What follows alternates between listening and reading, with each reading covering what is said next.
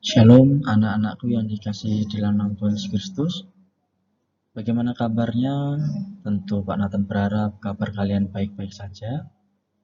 Hari ini kita akan memasuki pembelajaran kita yang pertama untuk semester ini, di mana kita sudah lama tidak bertatap muka dan puji Tuhan kita masih bisa melakukan pembelajaran melalui daring. Anak-anak, materi pertama kita untuk semester ini adalah tentang hidup beriman.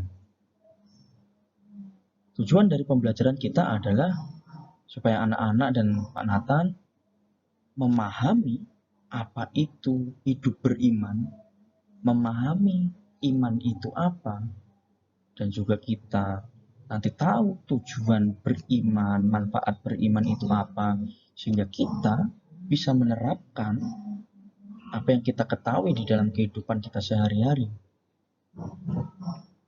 Tentu anak-anak sudah sering sekali mendengar kata iman.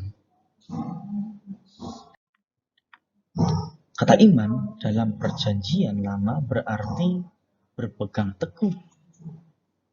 Berpegang teguh pada keyakinan yang dimiliki akan suatu hal. Karena hal itu dapat dipercaya dan diandalkan. Anak-anakku, kita sebagai orang Kristen berpegang teguh, kita percaya kepada Tuhan Yesus. Karena Tuhan Yesus dapat diandalkan untuk menolong kehidupan kita ketika kita punya masalah. Tuhan Yesus dapat kita andalkan, dapat kita percayai. Ketika kita terjatuh ke dalam dosa, Dia menyelamatkan kita, Dia mengangkat kita dari dosa. Bahkan Dia berjanji akan menyelamatkan kita, bahkan sudah menyelamatkan kita melalui penebusannya di atas kayu salib. Menurut Ibrani 11 ayat 1, iman adalah dasar dari segala sesuatu yang kita harapkan dan bukti dari segala sesuatu yang tidak kita lihat. Artinya, iman percaya itu akan terlihat dalam perbuatan kita. Kita beriman juga jangan hanya diucapkan kita punya iman, tetapi kita perlu membuktikannya dengan perbuatan kita sehari-hari. Salah satu contohnya adalah ketika kita memang beriman kepada Tuhan Yesus, ya kita memuji Tuhan, kita menyembah Tuhan, kita berdoa, kita melakukan perintah-perintahnya, itu membuktikan kita beriman kepada Dia. Yakobus 2 ayat 17b menyatakan dengan tegas bahwa jika iman itu tidak disertai perbuatan, maka iman itu pada hakikatnya adalah mati. Oleh karena itu anak-anak, penting sekali bagi kita yang mengakui memiliki iman, kita perlu menyatakan iman kita melalui perbuatan-perbuatan kita sehari-hari. Sehingga kita tidak hanya asal berkata, aku punya iman, tetapi perbuatannya apa? Perbuatannya tidak mencerminkan iman yang kita yakini. Nah, melakukan iman itu kita mengikuti apa yang diajarkan oleh Tuhan Yesus tentang kasih. Kita mengasihi Tuhan dan mengasihi sesama. Iman merupakan anugerah Allah yang dicurahkan bagi orang yang percaya dan berharap kepadanya serta melakukan kehendak-Nya. Menurut Nifrit dan Bolang, aspek iman tidak dapat dipisahkan dari percaya. Manusia beriman membangun imannya dengan kepercayaan yang menjadi akar iman. Jadi, anak-anak, kita membangun iman itu perlu memiliki dasar, ya. Dasarnya adalah Alkitab yang setiap hari kita pegang. Nah, oleh karena itu kalau kita punya tugas untuk membaca Alkitab, itu bertujuan untuk membangun iman anak-anak. Agar anak-anak mengenal siapa Tuhan yang anak-anak sembah, yang anak-anak percayai. Agar anak-anak melihat fakta sejarah di mana Allah menyertai kehidupan manusia. Allah memberikan satu fakta yang memberikan anak-anak keyakinan bahwa Allah itu benar-benar ada.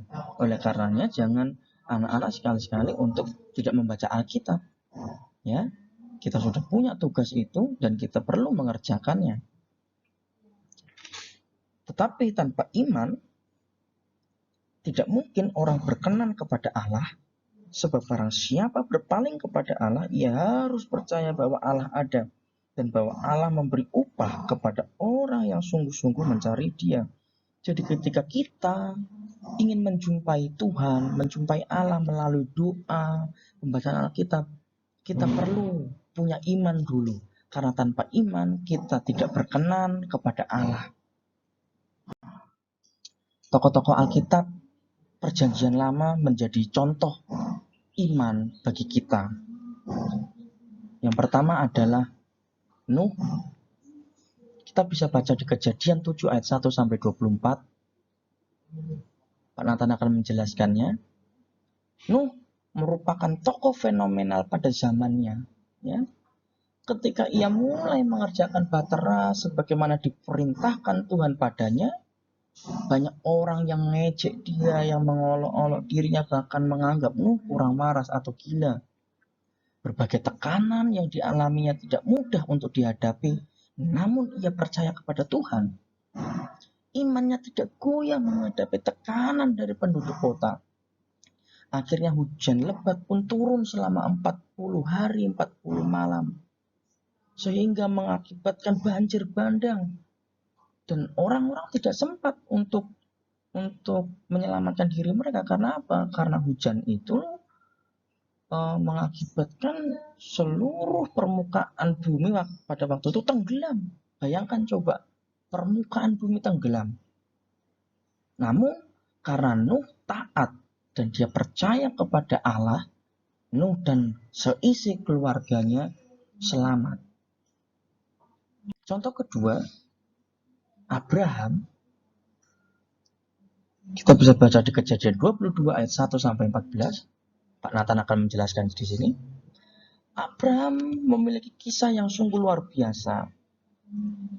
Abraham pada waktu itu dia menanti-nantikan anak, ya, sampai umur Abraham waktu itu 100 tahun baru punya anak. Tetapi Allah memberikan perintah kepada Abraham untuk mempersembahkan Ishak sebagai korban bagi Allah. Ishak adalah anak tunggal yang diperoleh dari Tuhan setelah sekian lama Abraham menantikan. Tetapi inilah yang luar biasanya. Abraham pun memenuhi perintah Allah. Abraham taat untuk mengorbankan Ishak. Tetapi Allah melihat iman yang taat dari Abraham itu, dan Allah pun melakukan perbuatannya yang nyata. Allah meluputkan Ishak dan menggantikannya dengan hewan korban. Melalui ujian ini, Abraham disebut sebagai bapa segala orang beriman. Wow, luar biasa. Tindakan Nuh dan Abraham didasari oleh aspek percaya kepada janji Tuhan. Mereka mengenal Tuhan yang dipercayai. Mereka merasakan kedekatan dengan Tuhan. Mereka membangun relasi atau hubungan yang intim dengan Tuhan dan berkomunikasi dengan Tuhan secara teratur. Hubungan dengan Tuhan dibangun berdasarkan pengenalan, kedekatan, serta pengetahuan akan Tuhan yang melibatkan seluruh diri, baik hati nurani maupun akal budi. Oleh karena itu anak-anak, kita mengenal Tuhan satu, di dalam doa, dua, kita membaca Alkitab. Ya, doa merupakan komunikasi kita dengan Tuhan, makanya harus teratur. Bangun pagi anak-anak berdoa mengucap syukur Tuhan sudah memberikan kehidupan, memberikan kesempatan kita menikmati nafas yang Tuhan berikan. Baca Alkitab supaya pengetahuan kita tentang Tuhan itu bisa luas, bisa banyak, bisa mendalam. Contoh berikutnya adalah ada di Perjanjian Baru. Kita bisa baca di Matius 15 ayat 21 sampai 28. Ada seorang perempuan Kanaan yang memiliki anak yang saat itu sedang dirasuki setan. Ketika ia mendengar Yesus sedang berada di daerah di dekatnya, perempuan ini segera pergi ke sana dan meminta Yesus menyembuhkan penyakit anak perempuannya itu. Yang menarik adalah Yesus ternyata tidak memperdulikan permintaan dari perempuan Kanaan itu.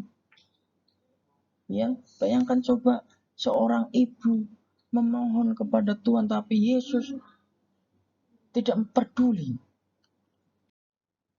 Perkataan Yesus kemudian, kalau anak-anak baca tadi ayat Alkitab itu, sebenarnya bisa sangat menyakitkan hatinya.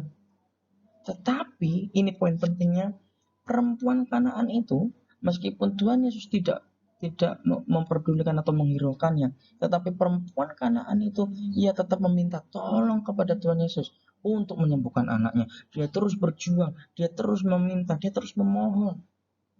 Sampai akhirnya Tuhan Yesus melihat keteguhan iman perempuan Kanaan itu, dan Yesus pun mengabulkan permintaan dengan menyembuhkan anaknya itu. Wow, kuncinya adalah keteguhan iman. Ya. Contoh selanjutnya adalah seorang perwira. Kita bisa baca di Lukas 7 ayat 1 sampai 10. Pada saat itu ada seorang perwira yang memiliki hamba yang sedang sakit keras. Sakitnya apa Pak Nathan kurang tahu. Ia sangat mengasihi hambanya itu. Hamba itu budak, jadi orang yang disuruh-suruh. Jadi perwira ini sangat mengasihi hambanya itu. Ketika ia mendengar Yesus memasuki kota Kapernaum, ia mengutus beberapa orang suruhannya untuk meminta Yesus menyembuhkan penyakit hambanya itu. Yesus pun mengabulkan permintaan perwira Romawi itu. Pada waktu ia mengetahui bahwa Yesus bersedia menyembuhkan hambanya itu, perwira Romawi itu merasa tidak pantas menerima kehadiran Tuhan Yesus ke rumahnya. Wow. Bayangkan coba seorang perwira dia merasa nggak pantas Yesus untuk datang ke rumahnya. Padahal dia punya pangkat perwira. Tapi dia sadar bahwa Yesus itu lebih dari dirinya. Selanjutnya, ia pun hanya meminta Yesus untuk menyembuhkan hambanya itu dari jauh. Karena ia percaya, tanpa perlu datang ke rumahnya pun, Yesus sanggup menyembuhkan hambanya itu. Demikianlah Yesus memuji iman perwira Romawi itu dan menyembuhkan hambanya yang sakit itu. Oh, luar biasa seorang perwira ini. Dia benar-benar percaya tanpa Tuhan Yesus datang ke rumahnya, hambanya akan sembuh. Wow. Kesimpulan dari cerita perempuan Kanaan dan seorang perwira itu adalah apabila kita percaya dan berpegang teguh kepada Yesus melalui firman-Nya dengan segenap jiwa, hati, dan akal budi, maka apa yang dikehendaki Tuhan atas diri kita pasti terjadi. Inilah pengharapan kita dalam iman kepada Tuhan Yesus Kristus. Anak-anak, iman itu berarti punya sifat yang aktif. Ya, artinya iman itu tidak pasif. Iman itu perlu kita kerjakan hari demi hari melalui kita menunjukkan perbuatan kita yang nyata. Tadi Pak Nathan jelaskan, kalau anak-anak beriman, anak-anak perlu melakukan apa yang Alkitab ajarkan. Ya, anak-anak kalau punya masalah dengan temannya diselesaikan baik-baik. Jangan marah, jangan memendam dendamnya. Ya, diselesaikan. Anak-anak mengampuni, itu juga tindakan iman. Ya. Ketika anak-anak mungkin nanti akan kuliah ya, anak-anak melihat kok kondisinya tidak memungkinkan aku kuliah, tapi percayalah bahwa Tuhan akan tolong kamu. Makanya setiap hari baca Alkitab supaya kamu semakin yakin bahwa Tuhan itu akan tolong kamu. Sekian pembelajaran hari ini. Kiranya Tuhan Yesus memberkati kita semua. Jangan lupa teruslah beriman kepada Tuhan, terus percaya kepada Tuhan, terus baca Alkitab, dan terus bangun hubungan komunikasi dengan Tuhan melalui doa. Amin.